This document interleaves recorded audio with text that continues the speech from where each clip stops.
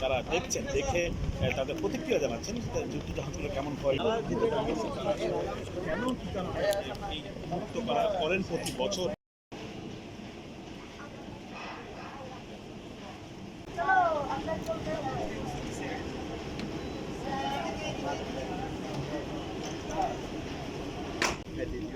আমরা একটু এখানকার যিনি রয়েছেন তাদের যে মেশিনারি রয়েছে সেই মেশিনারি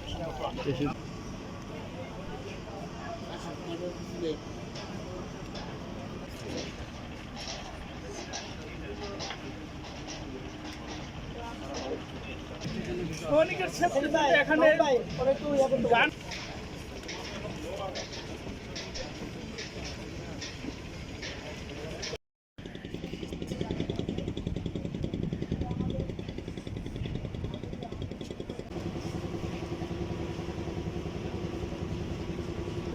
লেগে যেতে পারে এবং আমরা যে কোনো সময় সেন্সিটিভ হয়ে যেতে পারি। তো সেটা থেকে রক্ষা করার জন্য এই ওয়েটশিটটাকে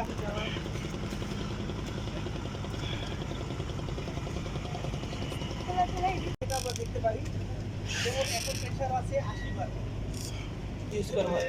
এরপরে হচ্ছে কার এটা কম্পাস। আমরা যখন পানির নিচে যাই, পানি যদি পরিষ্কার থাকে,